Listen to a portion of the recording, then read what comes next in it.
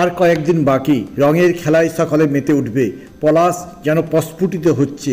চৈত্রের সকালে রূপসী বাংলায় সারাদিন ধরে চলল সাহিত্য সভা এবং নাট্য প্রদর্শনী। পূর্ব মেদিনীপুর জেলা সুতাহাটা থানার অন্তর্গত আশরতলিয়া গ্রাম পঞ্চায়েতে রূপসী বাংলা হাউসিং কমপ্লেক্সে তন্দ্রা দাসের উপস্থাপনায় সাহিত্য সভা এবং নাট্য প্রদর্শনী সভা মঞ্চ থেকে নাট্যতরী প্রকাশিত হয়।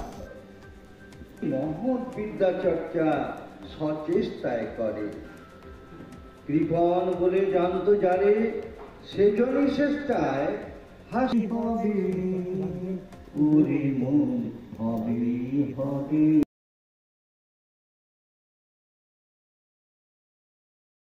এভাবে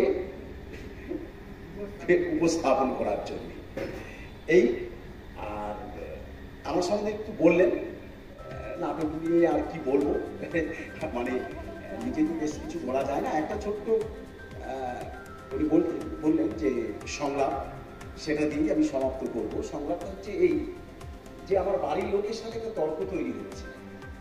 আমি কবিতা হ্যাঁ সে মিথ্যের উপর দাঁড়িয়ে রয়েছে। তো এই এতগুলো মিথ্যে আমাকে আর শুনতে হতো না। আমি কি মিথ্যে বলেছি? স্ত্রীরা বলছি আমি কি মিথ্যে বলেছি? বাহ, তুমি ওই মুখে বলছো আবার কি মিথ্যে বলেছি? আচ্ছা আচ্ছা তোমার বলো তো, বলো। হ্যাঁ বলো বলো বলো তো, আমার কোন খুঁড়তো তো দাদা কোন কোম্পানির ম্যানেজিং ডিরেক্টর কে এভাবে উপস্থাপন করার জন্য এই আর আমার সঙ্গে একটু বললেন নাটক নিয়ে আর কি বলবো, মানে নিজে তো বেশ কিছু বলা যায় না। একটা ছোট্ট উনি বললেন যে সংলাপ, সেটা দিয়ে আমি সমাপ্ত করবো। সংলাপটা হচ্ছে এই যে আমার বাড়ির লোকের সাথে একটা তর্ক তৈরি হচ্ছে। আমি কবিতা হ্যাঁ সে মিথ্যের উপর দাঁড়িয়ে রয়েছে। তো এই এতগুলো মিথ্যে আমাকে আর শুনতে হতো না। আমি কি মিথ্যে বলেছি? স্ত্রীরা বলছি আমি কি মিথ্যে বলেছি? বাহ, তুমি ওই মুখে বলছো আবার কি মিথ্যে বলেছি? আচ্ছা আচ্ছা তোমার বলো তো, বলো। হ্যাঁ বলো বলো বলো তো, আমার কোন খুঁড়তো তো দাদা কোন কোম্পানির ম্যানেজিং ডিরেক্টর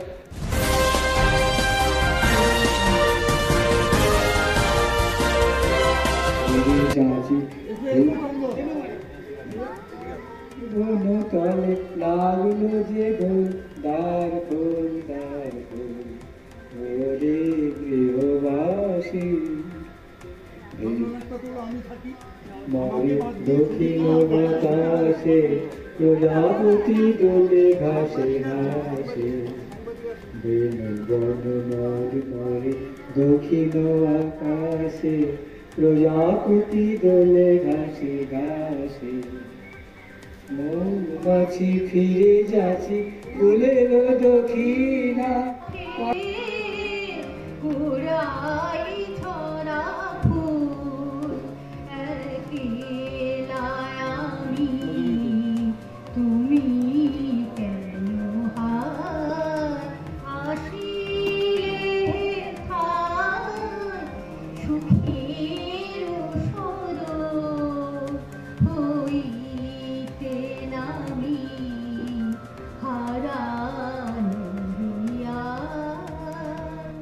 তন্দ্রা ম্যামের অনুপ্রেরণায় আমরা এই সাহিত্য সভায় এসেছি এবং সাহিত্য সভা 8টা থেকে শুরু হয়েছিল।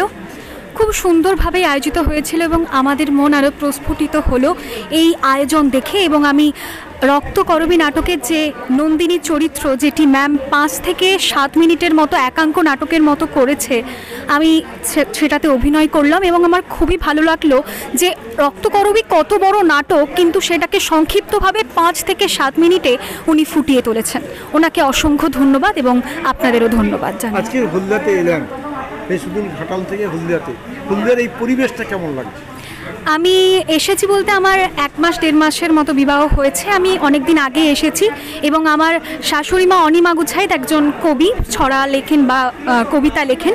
তার সূত্রেই আমার এই তন্দ্রা ম্যামের সাথে যোগাযোগ বা খুব ভালো লাগছে। হলদিয়ার পরিবেশের মধ্যে আমি দেখতে পাচ্ছি যে কবি সাহিত্যিকদের নিয়ে সত্যি বিভিন্ন জায়গায় সাহিত্য সভা হচ্ছে এবং এই যে প্রচেষ্টা, এই যে যারা ঘরে বসে লেখে, যাদেরকে মানুষ চিনতে পারে না তাদেরকে যে মানুষ চিনছে আরও, এটা আমার খুবই ভালো লাগছে। আমার নাম সোমা চক্রবর্তী গুছাইত, বাড়ি হলদিয়া মঞ্জুশ্রী।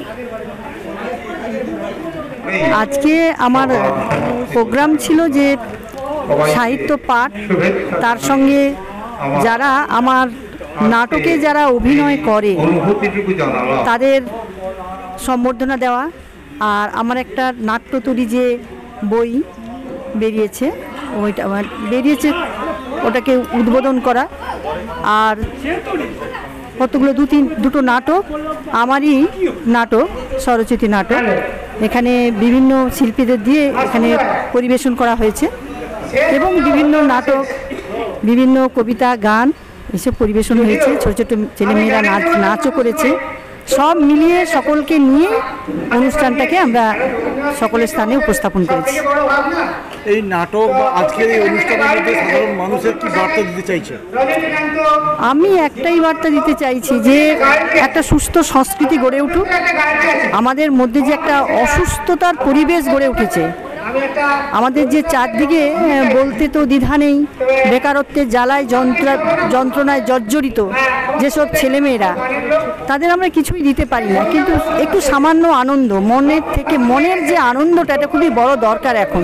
তারা হতাশায় ভুগছে, তারা যদি সকলের সঙ্গে মেশে একটা কিছু নিয়ে থাকে, সুস্থতা বজায় রাখার জন্য বা নিজেকে সুস্থ করে রাখার জন্য, অভাব অনটন অনেক কিছুই থাকবে, কিন্তু তার মধ্যে অন্তত কিছুটা স্বস্তি, মানসিক স্বস্তি যাতে তারা পেতে পারে সকলের সঙ্গে মিশে। তারা এখন একা হয়ে গেছে, সেটাও আমি চাইছি। এবং যারা এই যে বয়স্ক মানুষরা বেশি আমার সাহিত্যে আসে, যারা একাকিত্বে ভুগে, তারা যে সকল বয়স্ক মানুষ এক জায়গায় এসে মিলিত হয়, তাদের সেটাও আনন্দ। আর আমার দেখেও আনন্দ হয় যে বয়স্ক মানুষগুলোকে অন্তত এক জায়গায় আমি আনতে পেরেছি। বাচ্চারাও এখানে নাচ গান করে, মানে আবাল বৃদ্ধ বনিতা সকলের জন্যই সাহিত্য সভাটা আমি তৈরি করি বা আহ্বান জানাই। তন্দ্রা দাস। কেকার পেস্ট্রিতে জিবে জল সপারি, ওয়াও আশাতে লাজবাব নিউ বিদ্যুৎ বেকারি, টিপটপ টিফিনে और हैप्पी पार्टी নিউ বিদ্যুৎ বেকারি, মানডে টু সানডে ছোট বড় সবার পছন্দ একটাই, নিউ বিদ্যুৎ বেকারি, প্রতিদিন চাই না না না না।